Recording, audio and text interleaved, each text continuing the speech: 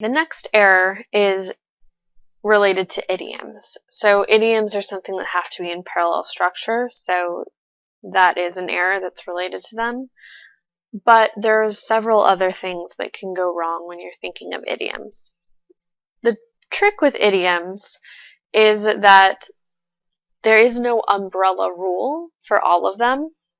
The basic idea is that idioms are related to words or phrases that the English language, the makers of it, have decided go together. So there is no overall arching rule for these, which makes them partially difficult, but sometimes also easy. And it really depends on your upbringing, and it also depends on how good you are at kind of listening, or how good your inner ear is at finding grammar mistakes. So idioms are a place where if English is your second language, these tend to be a little bit harder because there aren't any rules, so you can't sit down and, learn what is an idiom by one rule. However, there are certain idioms that they like to test for, so we're going to go ahead and go over all of those so that even if you haven't heard them before, or if you have but want a little reminder, you're not going to be, out scout on the test. So in terms of idioms, there are three basic issues that come up with them. We're going to go ahead and go over double negatives. So double negatives. So there are no double negatives in English. If there is a double negative in a sentence, it's a problem. And in particular, you want to look out for words like barely, hardly, or scarcely, because they like to say hardly not, or barely not, or scarcely not. The next one that you're going to have to watch out for is prepositions. So the trick with prepositions is that you want to check if it sounds right or if it sounds like other sayings that you have heard. So for instance, you can agree on a plan, or you can agree to a proposal. So something along the lines of you agreed to help your little brother do his homework. So that's a proposal. The proposal is helping him do his homework. But you can also say, well, we all agree on what we should do here. But we can't say we all agree to what we should do here, or you agree on helping your little brother with his homework.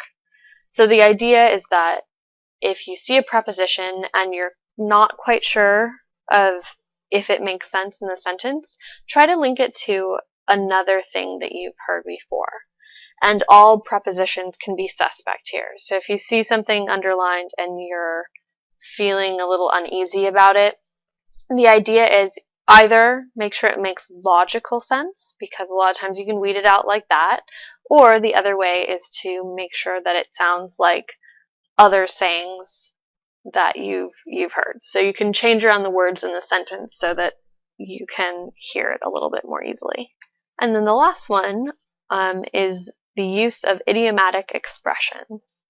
And by idiomatic expressions, I don't mean like sayings, fun little sayings like a house divided against itself cannot stand, or a bird in the hand is worth two in the bush. Those are not the kinds of idioms that they're going to test on the ACT, so you don't have to worry about those. But there are other kinds of idiomatic expressions that you do have to worry about. So I'm going to go ahead and write down the ones that they're going to test you. Alright, here they are. So as and as, that by the way is when there's a comparison between things, like as pretty as a rose. There are two as's in that. Between and, both and, either or either or, neither, or neither, nor, just as, so, and not only, but also. So the idea is if you see the first half of any of these 7 phrases, then you need to see the next half of that phrase somewhere else in the sentence. It's not going to be the next word. That's why there are, the dot dot dots in between them. But it needs to happen somewhere. So if I say, either we're going to go swimming today, I have to say, or we're going to go hiking. So either and or have to be in the same sentence together.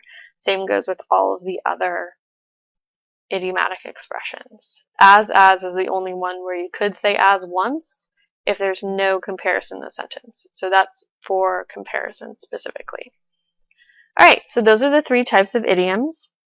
Like I said, sometimes you can just kind of hear these, and if you've been speaking the language for a long enough time, some of this stuff is just kind of sunk in without you ever having to study it.